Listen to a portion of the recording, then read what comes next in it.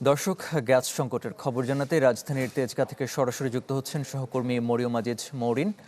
Mourin, gas সংকট ঘিরে রাজধানীর আজকের কি চিত্র? সরবরাহ পরিস্থিতির উন্নতি ঘটেছে কিনা? নগদ নিয়ে এলো হার না মানা হার অফার। সর্বনিম্ন 10,000 টাকা রেমিটেন্স নগদে পাঠালে থাকছে স্বর্ণের হার জেতার সুযোগ। খবর দিয়ে শুরু করতে হয়।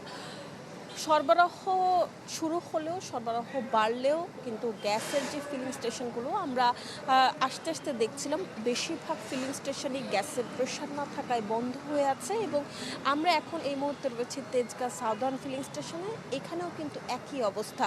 8:45 নাগাদ এখানে আসলে গ্যাসের প্রেশার কমে যাওয়ার কারণে কিন্তু দেখতে পাচ্ছেন আপনি গাড়িগুলো সারিবদ্ধভাবে সেই 8:45 থেকে এই পর্যন্ত দাঁড়িয়ে রয়েছে। এখন ঘড়িতে সময় প্রায় 10:40-এর কাছাকাছি। সেই জায়গা থেকে প্রায় 1 ঘন্টা যাবৎ গ্যাস দেয়া বন্ধ রয়েছে।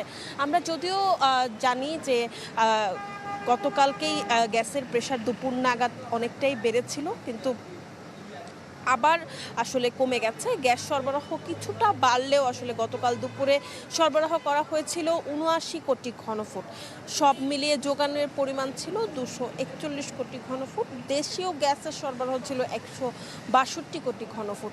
তারপরও কিন্তু আমি দেখেছি যে বেশিরভাগ ফিলিং স্টেশনে আসলে সারিবদ্ধ হয়ে গাড়ি এবং সিএনজি দাঁড়িয়ে রয়েছে এবং তারা অভিযোগ করছিলেন যে ঘন্টার পর ঘন্টা এখনও দাঁড়িয়ে থাকতে হচ্ছে এবং তারা গ্যাস পর্যাপ্ত পরিমাণের পাচ্ছে না। এবং যে ফিলিং স্টেশনগুলোতে গ্যাস সামান্য পরিমাণও দেওয়া হচ্ছে সেটি আসলে একটা বা দুইটা ট্রিপের বেশি আসলে দেওয়ার মতো না। এখান থেকে ছিল সর্বশেষ।